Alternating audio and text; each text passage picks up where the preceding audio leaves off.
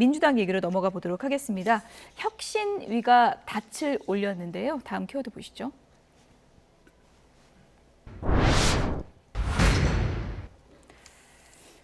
네, 국소 수술이 아닌 전면 혁신을 하겠다. 김은경 혁신위원장이 이렇게 각오를 밝혔습니다. 먼저 어떤 내용을 밝혔는지 들어보고 오겠습니다. 저는 정치권에 빚이 없는 사람입니다. 당연히 친명도, 비명도, 친문도, 비문도 아닙니다. 국소 수술이 아니라 전면적 혁신을 해나가겠습니다. 가죽을 벗기고 뼈를 깎는 노력을 통해 윤리정당으로 거듭나게 하겠습니다. 나는 계파가 없다. 정치권에 빚진 것도 없다. 다 바꿀 수 있다. 이런 각오인데요. 그런 예. 얘기죠. 그러니까 뭐 혁신을 해야죠. 안 하면 민주당이 국민의 어떤 신뢰를 받기가 어려운 상황이잖아요. 이재명 대표가 얘기했듯이 예전에 민주당과 싸우겠다 그랬어요. 그전에 민주당. 그래서 저는 이제 이런 부분들 혁신이 잘 돼야 된다고 생각을 합니다. 물론 이제 어제 발표된 분들을 보면 대체적으로 잘 알려지거나 아니면 정치권과 깊은 인연이 있는 분들은 없는 것 같아요. 그래서 그런 부분들이 원외 지역위원장이나 아니면 이해식 의원을 빼고는 그래서 잘 하실 수 있을지 뭐 우려하는 부분도 있긴 하지만 그럼에도 불구하고 어쨌든 제3자의 관점에서 또 일반 국민의 관점에서 혁신을 주도할 수 있는 그런 전권이 부여됐으니까 김은경 위원장을 포함해서 위원들이 정말 열심히 노력해서 민주당이 국민의 사랑을 받는 정당으로 거듭날 수 있는 대안들을 좀 제시해 주시기를 바라겠습니다. 가죽을 벗기고 뼈를 깎는 노력을 하겠다. 아주 강한 어조로 얘기를 했는데 칼자루는 쥐어졌는데 이 칼이 효력이 있을지 또 의문을 제기하는 시각도 있지 않습니까? 네, 칼자루를 들고 또 누구를 대상으로 그 칼을 휘두를 것인가가 핵심이겠죠. 사실 혁신위가 출범한다는 것은 내부에 문제가 있기 때문에 혁신을 통해서 변화의 동력을 확보하겠다는 것 아닙니까? 이재명 지도부가 매우 잘하고 있고 국민의 높은 지지를 받고 있으면 혁신이 출범할 이유가 없습니다. 그런데 이 혁신이 출범에 앞서서 혁신의 가장 중요한 지점은 이재명 대표가 물러나는 거다. 이렇게 얘기하고 있는 당내 목소리까지 있는데 지금 나오고 있는 벌써부터 공천, 혁신 등에 대한 얘기가 나오니까 이것은 친명 쿠데타다라고 하는 목소리까지 들리고 있는 상황들을 바라봤을 때 혁신의 칼날이 이재명 대표와 지도부도 언제든지 향할 수 있다는 신뢰를 줘야 되는데 적어도 지금 나오는 모습을 보니까 이재명 대표 지도부를 공고하게 받침하기 위해서 칼날을 엉뚱하게 휘두르게 된다면 당내 지지 받아내기가 쉽지는 않을 것 같다 이렇게 생각합니다. 예, 혁신위도 이제 꾸려졌는데 위원단 면면을 좀 보면 어떻게 보면 이건 친명 일색 아니냐 이런 비판도 벌써부터 나오고 있는 것 같거든요. 근데 저는 그렇게는 보지 않아요. 예를 들면 뭐 대선 등록 대리인을 했다 이런 거 가지고 친명이다 이렇게 얘기하기는 좀 어렵다고 봐요. 왜냐하면 대선 때는 민주당이 모두 다 물론 지난 대선에서 일부가 이재명 대표를 지지하지 않은 부분이 있긴 합니다만 대부분이 다 대선 때는 한 후보를 지지할 수밖에 없어요.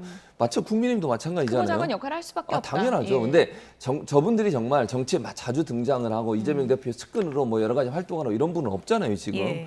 그리고 뭐 서복경 교수 같은 경우는 민주당에 대해서 강한 비판을 했던 적도 많은 분이에요. 그렇기 때문에 저는 저기에 있는 분들이 뭐 지지선을 했다 이런 부분들은 대선 때는 늘상 있는 일이에요. 그러니까 저분들이 뭐 예를 들어서 전면에 나와 정치적 활동을 많이 한 분이랑 우리가 다 알고 있을 거 아니에요? 근데 대부분 보면 그렇게 익숙한 이름들이 아니에요, 대부분.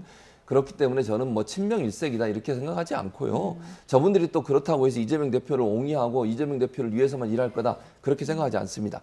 그렇게 하는 순간 그게 또 비판의 대상이 되는 건 저분들이 더 잘 알아요. 본인들이 혁신으로 일하고 활동하는데 그게 만약에 부각이 되면 본인들한테 얼마나 큰 부담이겠습니까? 그런 점에서 본다고 하면 저기 계신 분들이 뭐 친명계라고 분류된다. 이거는 대선 과정에서 늘 있는 행동들이고 그걸로 가지고 친명이다 비명이다 가르는 것도 저는 의미 있는 부분은 아니라고 생각합니다. 그런데 이해식 의원 같은 경우에는 뚜렷한 친명이다 이렇게 나눌 수도 있는 거 아닙니까? 지난 대통령 선거 때 김혜경 씨 배우자의 수행실장을 했잖아요. 그러니까 선거 때 크고 작은 역할을 당에서 얼마든지 할 수 있는데 큰 역할 중에 핵심적인 역할을 한 사람입니다.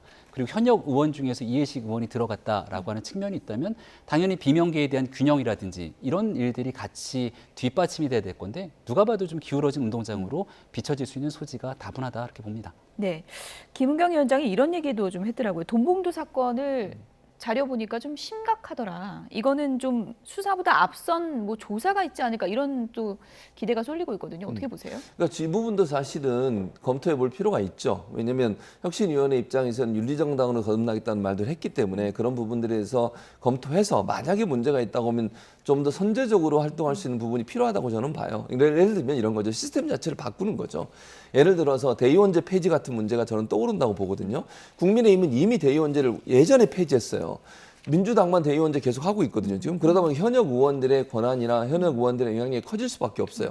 이렇게 동봉투를 예를 들어서 현역 의원들한테 전달했던 당대표 선거에서 대의원들의 권한과 대의원들의 표수가 크니까 거기다 일정 부분 지지를 하고 지지를 원하는 어떤 동봉투를 전달했을 때 본인이 당선될 가능성이 높아지는 거잖아요. 예. 그럼 그런 시스템 없애야죠. 아니 국민의힘도 없앤 거를 민주당이 아직도 붙잡고 있어요. 이게 말이 됩니까? 저는 아니라고 봐요. 이런 부분에 대한 대대적 수술이 반드시 들어가야 된다. 이게 시스템적으로 문제가 있는 부분이 있다면 도려내고 바꿔서 다시는 그런 일이 발생하지 않을 수 있도록 원천적으로 시스템을 바꿔놔야 돼요.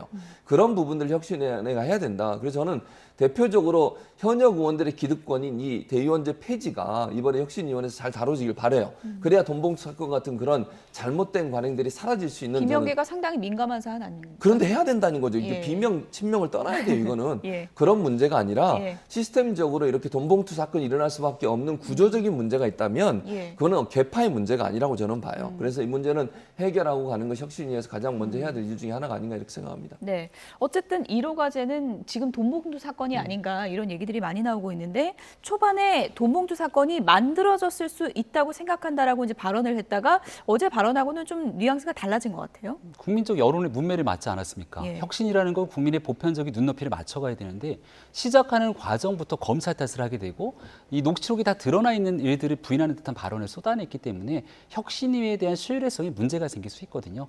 앞으로 하나하나 여러 가지 내용들을 쏟아내게 되겠지만 시작부터 첫 단추가 좀 잘못 꼬인 것 같다는 생각을 지우기는 어렵습니다. 네. 어쨌든 뭐 개파도 없다. 정치적 빚도 없다. 당을 완전히 바꾸겠다고 일성을 밝혔기 때문에 기대를 갖고 좀 지켜보도록 하겠습니다. 지금까지 김병민 국민의힘 최고위원 그리고 최진봉 성공회대 교수 두 분이었습니다. 고맙습니다. 고맙습니다.